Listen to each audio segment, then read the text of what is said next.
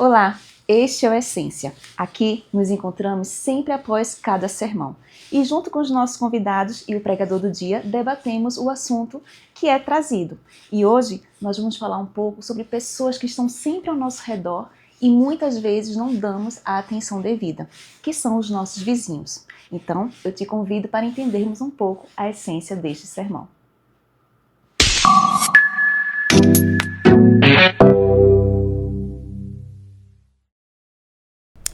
Olá, seja bem-vindo a mais um Essência, onde a mensagem de salvação vai além do púlpito. E hoje os nossos convidados, estamos aqui com o pastor Lelis. Seja muito bem-vindo, pastor, trazendo mais uma vez a mensagem para a gente e novos projetos surgindo aqui no JuVV. Deus abençoe. A nossa amiga Suelen, que faz parte aqui da nossa igreja local. Seja bem-vinda, Su. Obrigada pelo convite.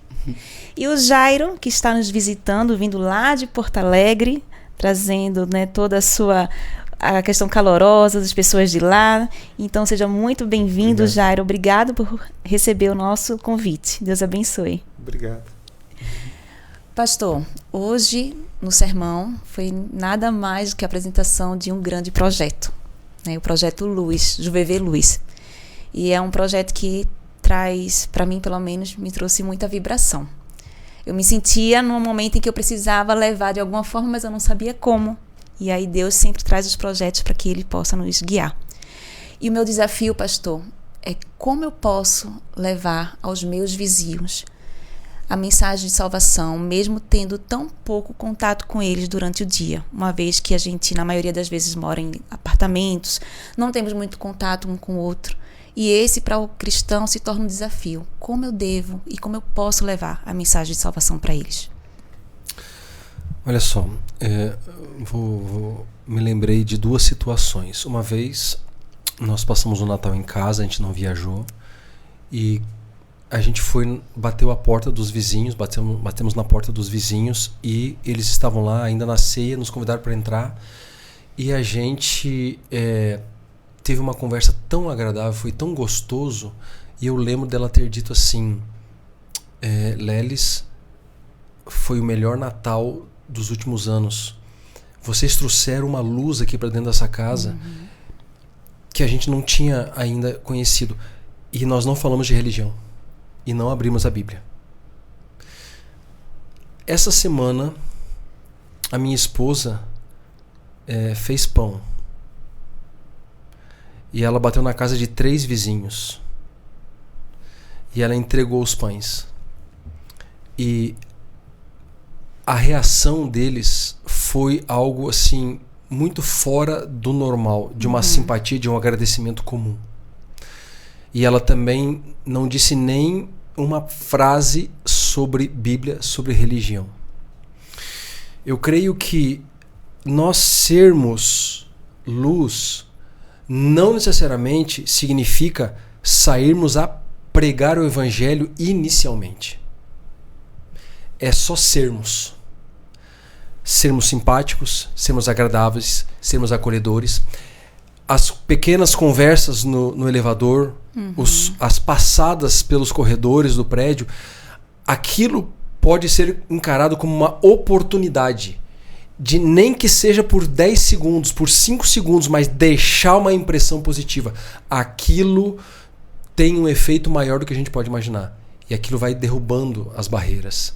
Até que vai chegar um momento em que Deus vai proporcionar essa oportunidade.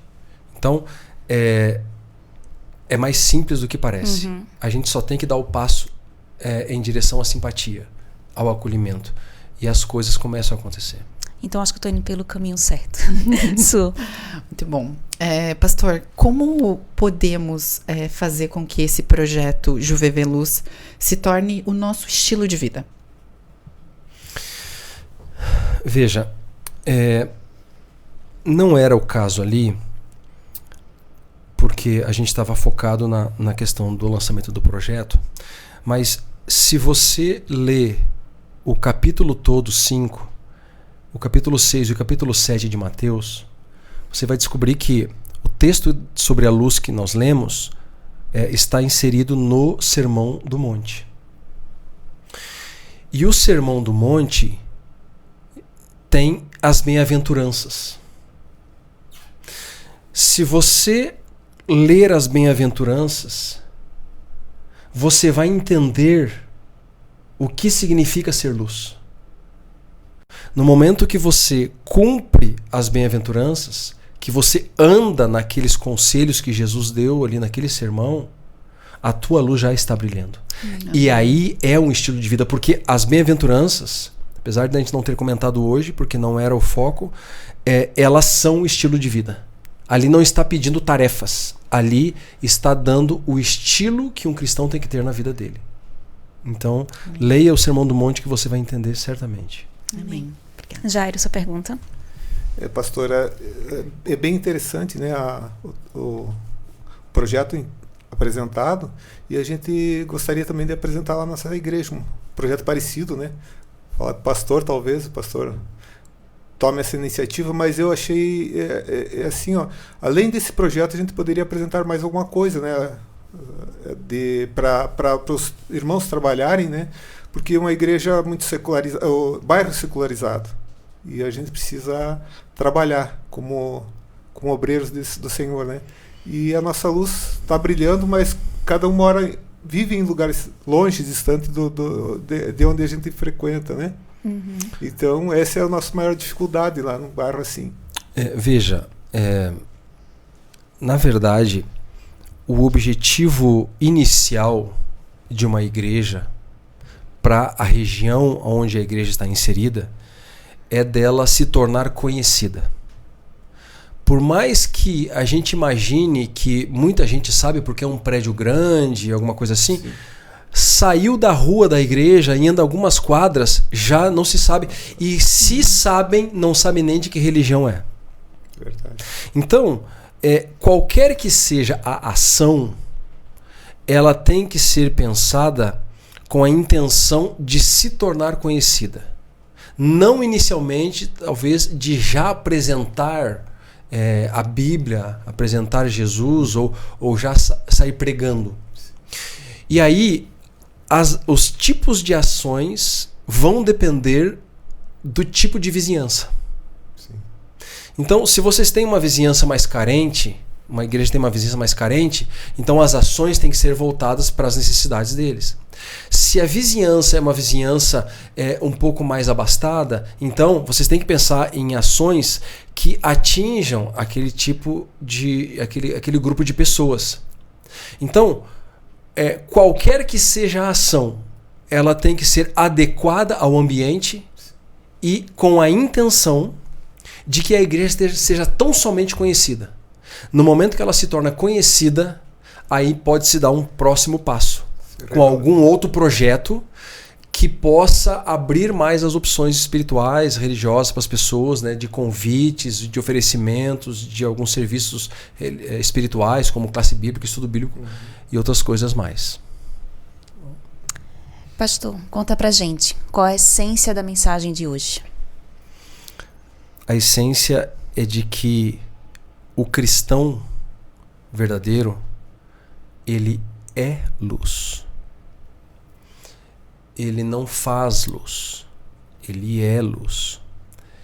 E ele não tem opção de escolha. Quando ele é um cristão verdadeiro, ele é. Por isso que é importante a gente se analisar e perceber, sou um cristão? Mesmo que com as nossas falhas, se nós chegarmos à conclusão de que somos cristãos, que estamos na luta, que estamos em busca do crescimento espiritual, estamos no caminho, então nós já somos luz.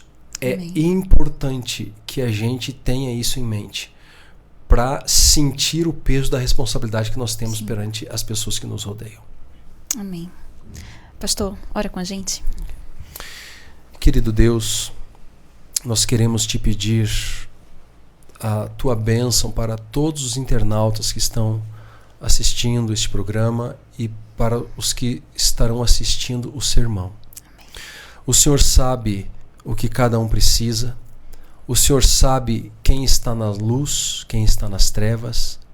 Mas chame a todos os que estão nas trevas, que o Senhor chame para a luz. E que os que estão na luz que o Senhor os coloque diante das trevas, para que todos possamos ser luz lá no final e sermos luz eternamente. Abençoa o projeto que se inicia hoje. E nós oramos no nome de Jesus. Amém. Amém, Senhor. Amém.